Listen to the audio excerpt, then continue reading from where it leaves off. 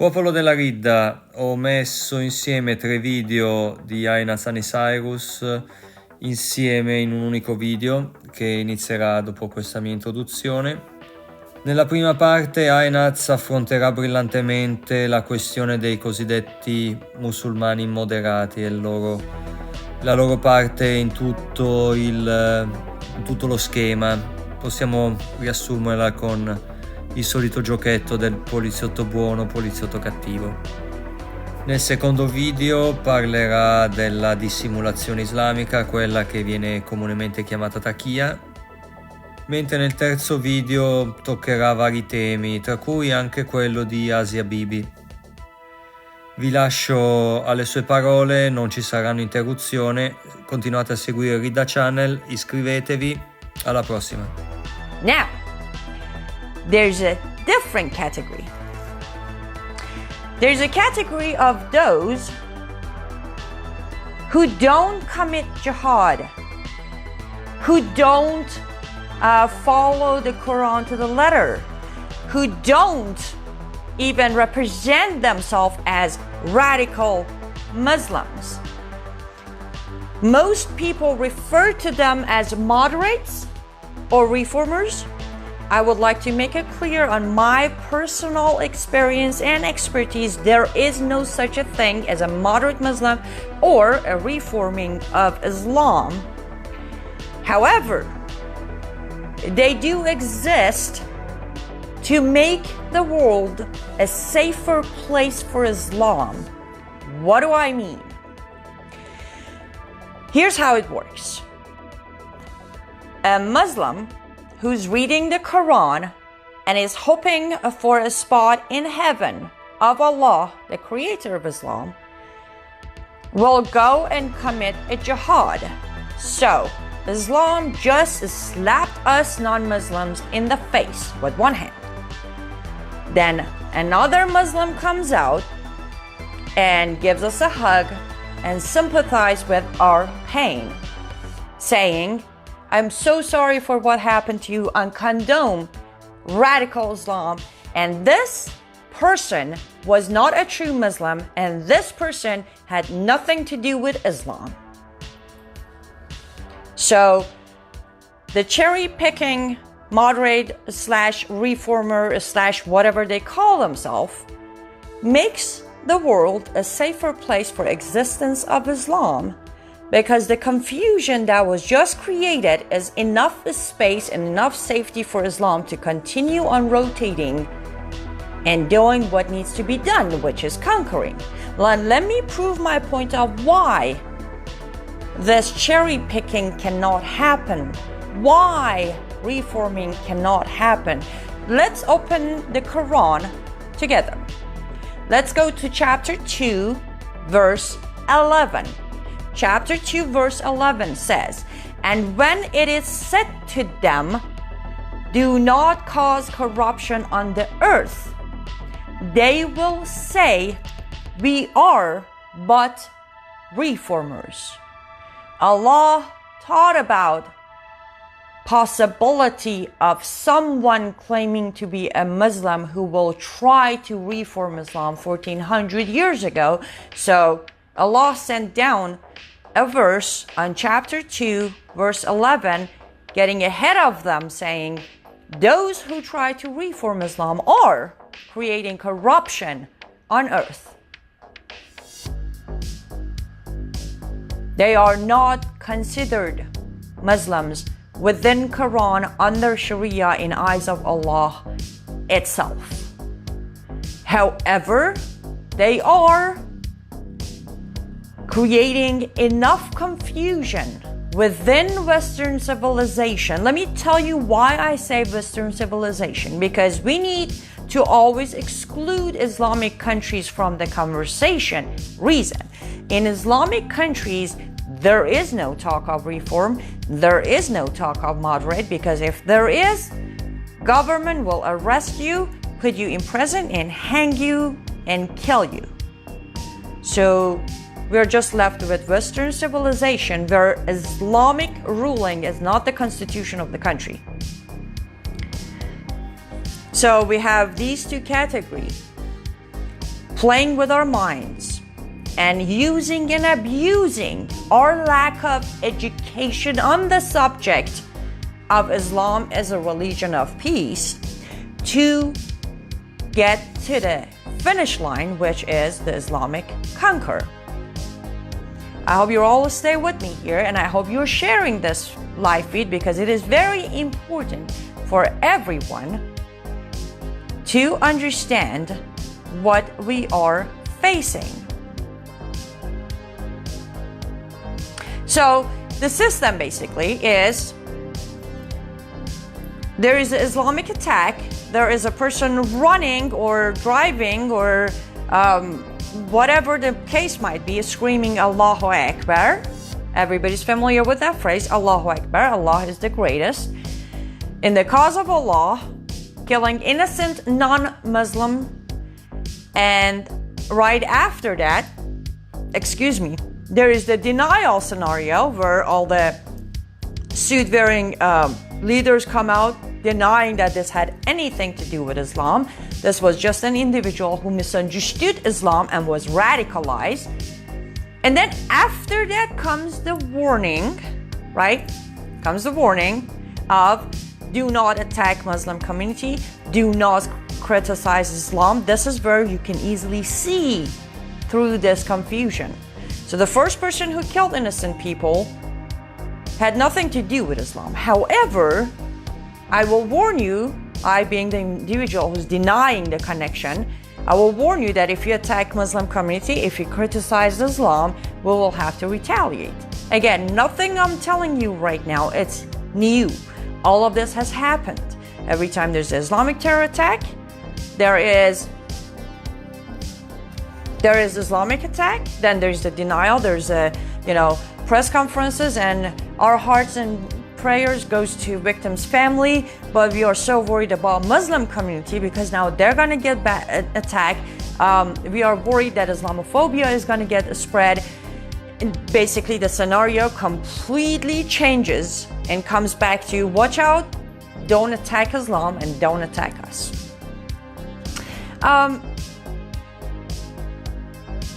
And again, I go back to this is specifically happening for lack of education.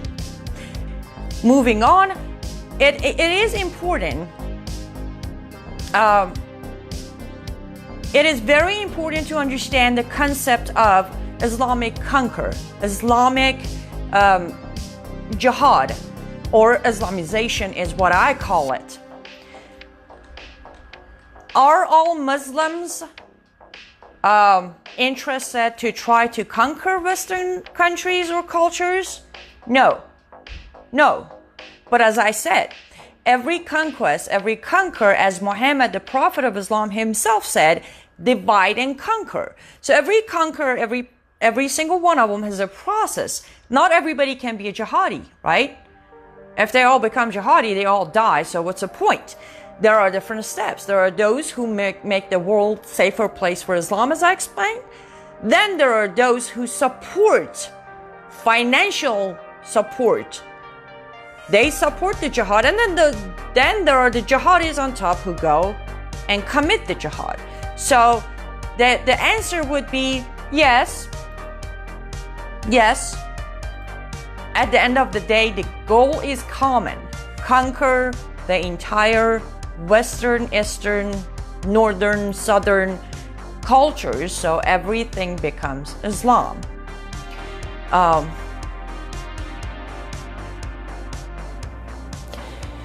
Now, how do you spot a taqiyya? Because I actually got this question way too many times, that how do we know if somebody is using taqiyya? For example, I have been accused of using taqiyya. Now, here's the thing. Taqiyya is to further the agenda of Islamization. What I do, I don't talk bad about Islam or Sharia to make you believe Islam is good. I'm actually fighting Islam. So that doesn't apply into category of using taqiyya. The only time a taqiyya is being used if somebody comes out and say, hey, you see this Aynaz Anni Cyrus? She's lying. Hijab isn't mandatory. Even though when you go back and say, hey, she brought up verses of your own Quran saying that hijab is mandatory, they will continue on denying the truth of what I'm talking about without having a fact. So basically, every time you want to spot a taqiyya, ask for a fact. If there's no fact behind it, it is absolutely taqiyya. I understand it takes more education and more knowing of Sharia and Islam to be able to ask those questions, but the easiest way to spot if some Muslim are playing taqiyya or using taqiyya on you is don't ask them to denounce their faith.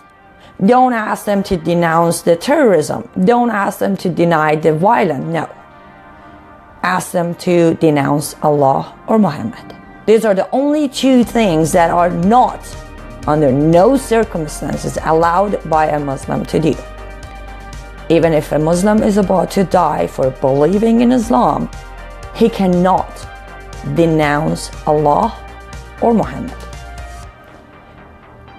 No matter how you talk to Muslim people, moderates or radical, they will always tell you Muhammad is the prophet and word of Allah in Quran is the truth. They don't have the ability or capability to denounce any of those. They will go as far as saying, yes, Muhammad killed people, but guess what? He said, don't cut the tree out. Which is pretty much no logic into it. Like, come on. You think nature and flowers are more important than life of people? These are the way they will argue with you. Basically, no fact at all. Very much as soon as you talk about Muhammad, just the way I'm talking about Muhammad right now, is enough for them to get offended, because normally you have to add the prophet word in there and then that, piss be upon him type of thing that goes after it. So actually, even though you think taqiyya subject is very complicated, it's very easy. They will never disagree with anything Muhammad has ever done. If they do that, they will burn in hell. So that's your best bet to notice if somebody is really against Islam or they're acting to make you or convince you that Islam has been hijacked and the Islam they believe in is all peaceful, because Islam has not been hijacked. And now let's not even bring up the fact that if Islam is hijacked, I'm sure if any other religion, which I don't call Islam religion, but for the sake of argument for a second, if any other religion was hijacked by a group of people, the real believers of that religion want to stand up to the hijackers, right? But as you can see, nobody is standing up to the so-called hijackers, which are the leaders of all Islamic countries who are nothing but evil. And if you confront them, the first thing they're going to say is, that had nothing to do with Islam. And that's your perfect timing to bring up the fact that, hey, wait, didn't Muhammad himself promise his enemy a safe passage? And then as they were passing through, they all got beheaded? And I'm going to actually give you the exact number. It's on Sahih Bukhari, Sahih Bukhari 52,269. 52,269. When Muhammad lied to the members, by the way, this is very important. Those members that got beheaded on that war, there was no war. There was Muhammad and his people in war with another different group of people, and these people who were unarmed, not involved with the war, just needed to pass through Muhammad's area. So next time they tell you it's not Islam, this would be a perfect tool to use. Ask them, how come Muhammad beheaded a bunch of unarmed people passing through his area when he promised them they can get through, no harms will come their way. And watch them have a complete meltdown. And that's when you got your taqiyya. That's how you spot so-called moderate Muslims trying to help the agenda of Islamization of the West. I have said it many times. I am being hated for saying this, but I am not going to say radical Islam, moderate Muslim, extremist Muslims. There is just one type of Islam and there's just one type of Muslims. Now, if they want to walk around and call themselves Muslims and pick and choose, well, that doesn't work. Hello, Facebook friends. Aynaz Anni Cyrus here after a very, very long time. I will make this very quick. And hopefully you get notification fast enough, or if you join, then you can invite other people to join us before I finish this up. But here's the deal. I was just on Dob TV for an interview, and a very good question was asked, and I answered it, and it kind of popped in my head. I meant to cover this a while ago, but then life got busy, obviously. But here's the thing. I want you to, as I titled this video, Sunni versus Shia is not our concern. It isn't. Let me tell you why. At the moment, as of right now, they don't care if they're Shia or they're Sunni. What they care for is for their common goal, which is convert or kill, right? So they can be Shia, they could be Sunni, it doesn't matter. We don't really need to get into details of the difference between Sunni and Shia, because Islam is the problem, not the sect. Wahhabis, Sunnis, Shia, all of them read the same Quran, all of them follow the same prophet named Muhammad. So I noticed this is the new system that they have created as a distraction. So please don't be distracted. Let's not care. As care would like us to care, we are not going to care. It doesn't matter what sect of Islam you belong to.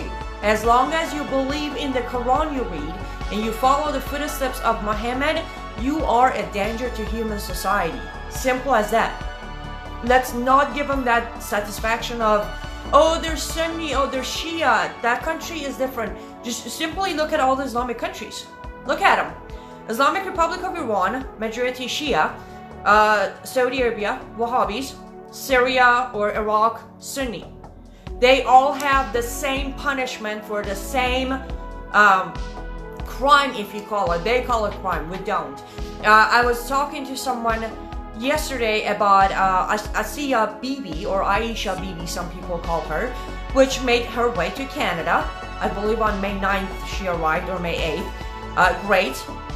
Many people are celebrating, which I actually said, there is not much to celebrate, because don't forget, Canada is the country that rewarded millions of dollars to the ISIS member in Canada.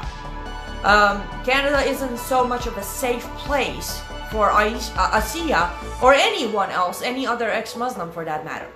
They don't have Second Amendment, they don't have any amendment, they just have Sharia. So yeah, we might think publicly she's safe, but at the end of the day, she's not safe. But also another thing I want to mention here. She wasn't freed because Pakistan's government decided not to follow Sharia.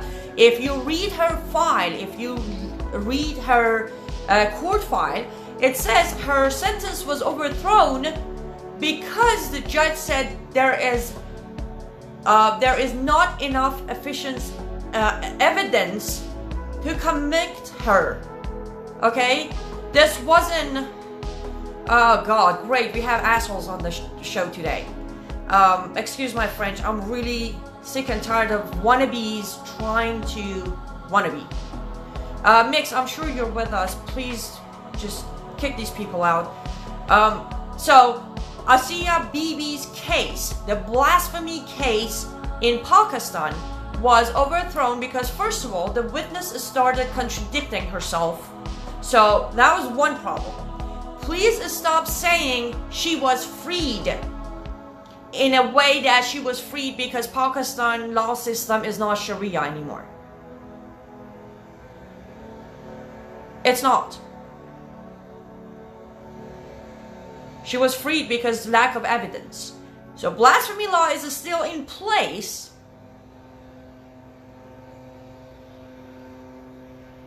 Thank you, Kevin. Blasphemy laws are still in place. If there was enough evidence against Asia, they would kill her.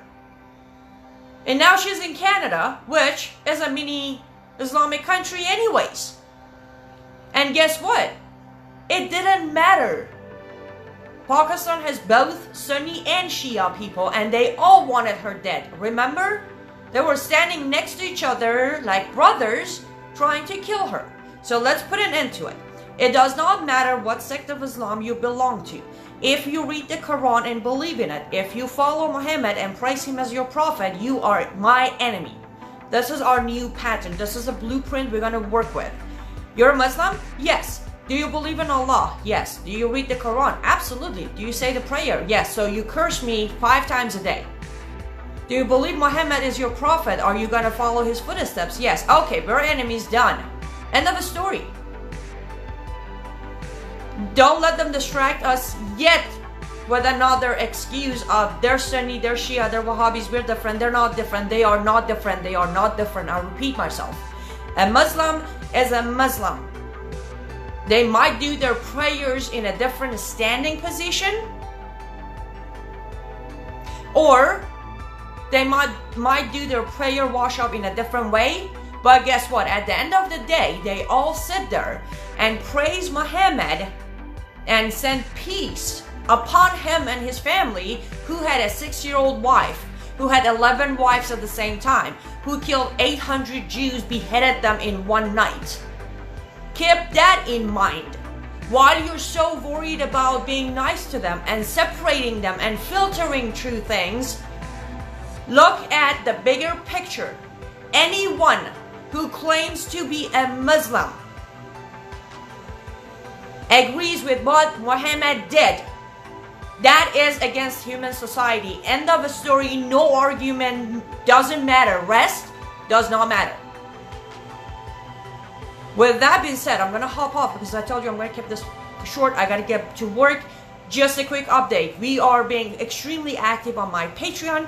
So if you can, go to patreon.com/ACU News. Live Up to Freedom is still standing and running. AmericanTruthProject.org is still asking for your subscription.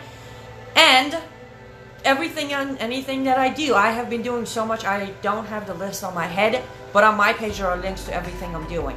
We need your support. I need your support.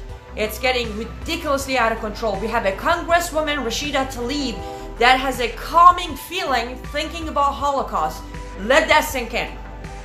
An American Congresswoman from Palestine has a calming feeling thinking about Holocaust.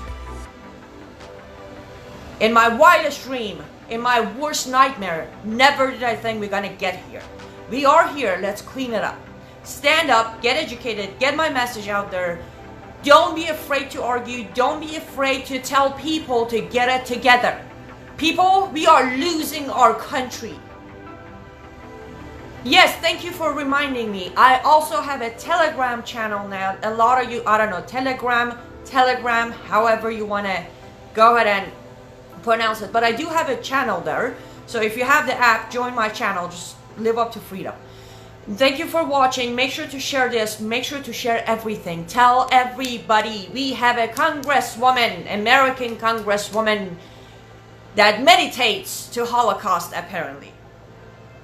And repeat that yourself every morning. Remind yourself what we have. You have got to stand up and stop. Hey, Rashid Abdullah just thanked me for brainwashing you guys. Hey Rashid, at least I'm not brainwashing them to go rape 9-year-old girls. And I'm not brainwashing them to go behead Jews. I'll take this brainwash over yours. So take it somewhere else. So yep, let's do it. I will do what I can, and from there on, what you do with what I do is what makes the difference. You all stay safe, have a good day, and I'll see you all soon. Bye bye.